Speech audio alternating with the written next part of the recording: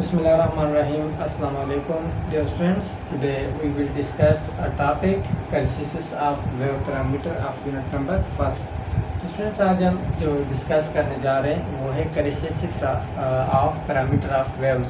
तो स्टूडेंट्स आज हम पैरामीटर जो वेव्स की पैरामीटर उसकी characteristics को स्टडी करने जा रहे हैं. जो बोर्ड पर आपको नज़र आ रही है इसके कुछ पैरामीटर्स हैं, यानी wave length, amplitude, wave cycle, frequency, time period and wave speed.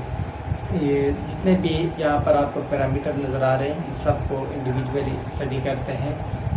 सबसे पहले आ जाते हैं वेव की तरफ. इससे पहले जो हमने पढ़े थे वेव्स की टाइप्स, वो स्टूडेंट दो टाइप्स थे मैकेनिकल वेव्स की. मैकेनिकल वेव्स के स्टूडेंट दो टाइप्स थे. एक को हमने कहा था लॉन्गिट्यूडनल वेव्स, और जो सेकंड वन था वो हमारे पास था ट्रांसवर्स वेव.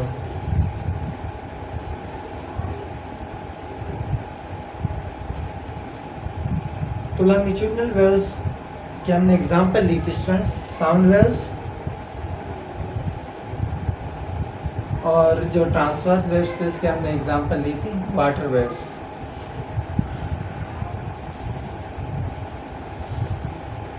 और लॉन्गिट्यूडनल वेव्स की नेचर क्या थी, ये कंप्रेशन और रेयरफ्रैक्शन के थ्रू मीडियम में ट्रेवल करते थे, यानी जिसमें पार्टिकल्स वाइब्रेट हो रहे थे parallel to the direction of propagation of waves.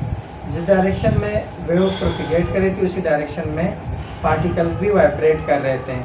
तो यूँ स्टूडेंट्स ये फिर कंप्रेशन और रेयरफ्रैक्शन, कंप्रेशन और रेयरफ्रैक्शन, ये कंप्रेशन, रेयरफ्रैक्शन, कंप्रेशन, रेयरफ्रैक्शन. अब स्टूडेंट्स कंप्रेशन पे क्या होता है, यहाँ पर जो प्रेशर होता है वो इंक्रीज होता है, ग्रेटर होता है, और जो रेयरफ्रैक्शन है यहाँ पर प्रेशर क्या होता है स्टूडेंट्स, वो लेस होता है. अगेन यहाँ पर फिर प्रेशर इंक्रीज, फिर प्रेशर डिक्रीज. ये जो लॉन्गिट्यूडनल वेव्स हैं ये एयर में ट्रेवल करते हैं या किसी भी मीडियम में. और ट्रांसवर्स वेव्स स्टूडेंट्स कौन सी थी, जिसमें पार्टिकल्स परपेंडिकुलर वाइब्रेट कर रहे थे to the direction of propagation of waves, यानी वेव इस डायरेक्शन में प्रोपिगेट कर रही थी और वेव जो पार्टिकल्स हैं वो परपेंडिकुलर वाइब्रेट कर रहे थे. वेव इस डायरेक्शन में और पार्टिकल इस डायरेक्शन में. जो वाटर के वेव्स होते हैं तो यहाँ पर एंगल बन रहा था 90 का, इट मीन्स के परपेंडिकुलर थे. और यहाँ पर हमने देखा था कि जो पार्टिकल्स हैं वो पैरेलल वाइब्रेट कर रहे हैं to the direction of propagation of wave. Wave इस डायरेक्शन में आ रही है और पार्टिकल्स यूं वाइब्रेट कर रहे थे. तो यहाँ पर जैसे इनका कंप्रेशन, रेयरफ्रैक्शन, कंप्रेशन, रेयरफ्रैक्शन होते हैं, यहाँ पर जो कंसेप्ट होता है वो क्रस्ट रफ का होता है. जो मीन पॉइंट से अपर पॉइंट है वेव का वो कहलाता है crust.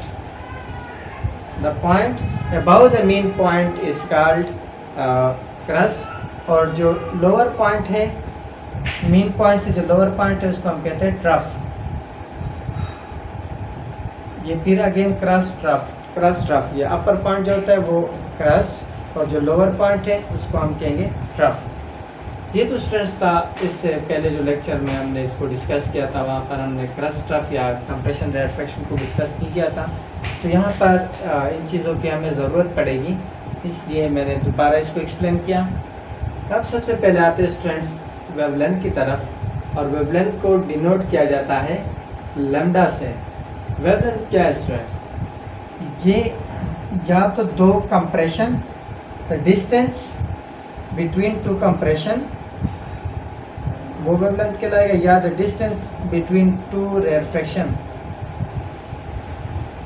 The distance between two compression और the distance between two rarefaction is called wavelength, which is denoted by lambda. और इसकी जो यूनिट है स्टूडेंट्स वो क्या है, मीटर. बिल्कुल अगर वो हमारे पास लॉन्गिट्यूडनल वेव्स हो तो फिर हम यूँ कहेंगे कि the distance between two compression और the distance between two consecutive rarefaction is called wavelength.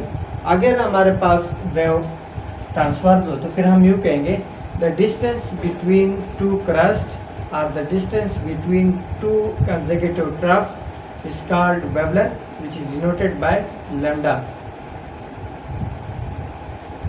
उम्मीद है स्टूडेंट्स आपको समझ आ गई होगी। यानी लॉन्गिट्यूडनल वेव्स में हम क्या करेंगे, the distance between two consecutive compression और the distance between two consecutive refraction, इन दोनों के दरमियान या कंसेक्यूटिव रिफ्रैक्शन हो या कंसेक्यूटिव कंप्रेशन हो, अगर इनके दरमियान जो डिस्टेंस होगा उसको हम कहेंगे वेवलेंथ, जिसको डिनोट किया जाता है लैम्डा से। और हम डिस्टेंस की बात करते हैं तो फिर डिस्टेंस की यूनिट भी मीटर है, इसलिए वेवलेंथ की यूनिट भी मीटर है।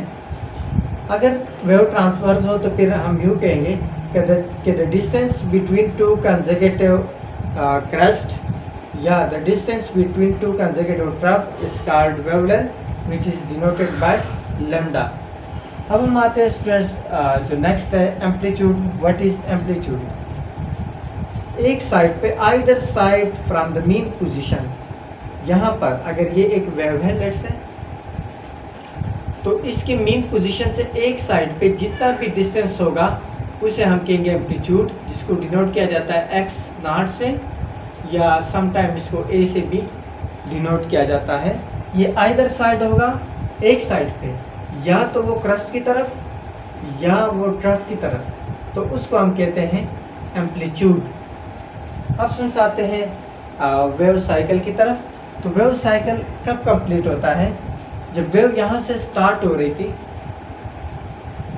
तो यहाँ पर वेव आई क्रस्ट की तरफ, अगेन ट्रफ की तरफ, तो फिर क्रस्ट की तरफ जाएगी, तो इसने वन साइकिल कंप्लीट कर दिया। यानी हमारे पास कितने ट्रफ आ गए, कितने क्रस्ट? 2 ट्रफ हमारे पास आ गए और हमारे पास 2 क्रस्ट आ गए, तो ये एक साइकिल कंप्लीट हो गया, तो इसको हम कहते हैं वेव साइकिल।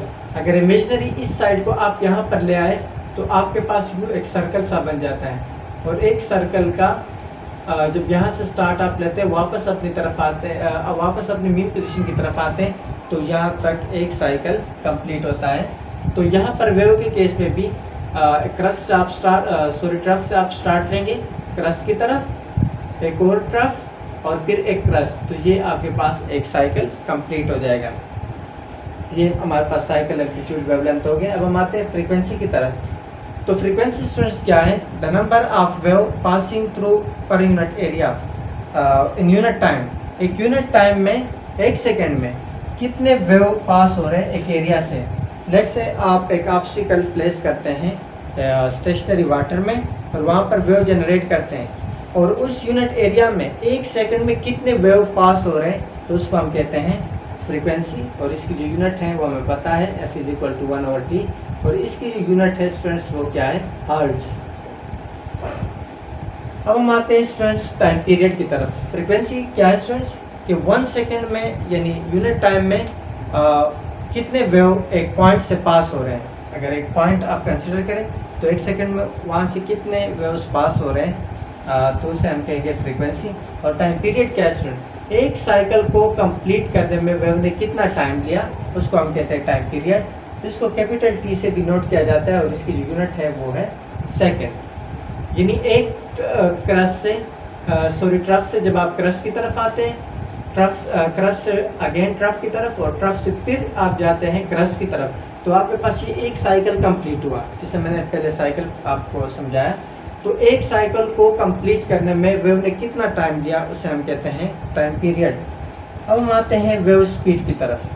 तो स्टूडेंट्स वेव स्पीड का फार्मूला यहाँ पर हम डेवलप करते हैं। जैसा कि आप लोगों को पता है कि स्पीड का जो फार्मूला है वो है distance covered divided by unit time. The rate of change of distance with respect to time is called speed. So v is equal to distance. Wave के केस में स्टूडेंट्स डिस्टेंस क्या होता है, उसको हमने डिनोट किया था किसी से, लैम्डा से। लैम्डा से हमने इसको डिनोट किया था, या आप पहले यूँ लिख ले कि डिस्टेंस को हम वैसे एस से डिनोट करते हैं और टी को टाइम से डिनोट करते हैं, या मैं यूँ लिख लूँ कि v इज इक्वल टू, अब s तो डिस्टेंस है लेकिन वेव के केस में डिस्टेंस क्या है, लैम्डा, तो मैं s की जगह पर क्या पुट करूंगा, लैम्डा। और जो स्मॉल टी है उसकी जगह पर मैं कैपिटल टी पुट करूँगा। सो लैम्डा एस की जगह पर हम लैम्डा पुट करें क्योंकि ये भी डिस्टेंस है और वेव के केस में जो डिस्टेंस होता है वो लैम्डा होता है डिवाइडेड बाय कैपिटल टी, या मैं यूँ भी लिख सकता हूँ कि लैम्डा मल्टीप्लाई बाय 1/t, यानी अगर मैं इसको दोबारा यहाँ पर लेके आऊँ तो ये इक्वेशन दोबारा बन रही है। और 1/t स्टूडेंट्स हमारे पास किसके इक्वल है, वो है फ्रीक्वेंसी के इक्वल, f के इक्वल। तो हम लिख सकते हैं कि v is equal to f lambda, lambda उसी तरह आ गया और 1/t की जगह पर हमने f पुट किया। तो स्टूडेंट्स ये है स्पीड का formula, wave speed, where f is the frequency of a wave and lambda is the wavelength of a wave. और ये हमारे पास स्पीड आ जाएगी कि कितनी स्पीड के साथ वेव मूव कर रही है। अगर आपके पास फ्रीक्वेंसी भी गिवन हो और आपके पास वेवलेंथ भी गिवन हो तो आपको वेव स्पीड फाइंड हो जाएगी। तो स्टूडेंट्स ये बहुत इंपॉर्टेंट फार्मूला है, इसको आप लोगों ने याद रखना है, आगे न्यूमेरिकल वगैरह में भी हमारे ये काम आएगा। तो स्टूडेंट्स ये था आज का टॉपिक। उम्मीद है कि आज का टॉपिक आप लोगों को ईजी लगे और आप लोगों को समझ आ जाए। सो नेक्स्ट वीडियो के लिए, तब तक के लिए अल्लाह हाफिज़।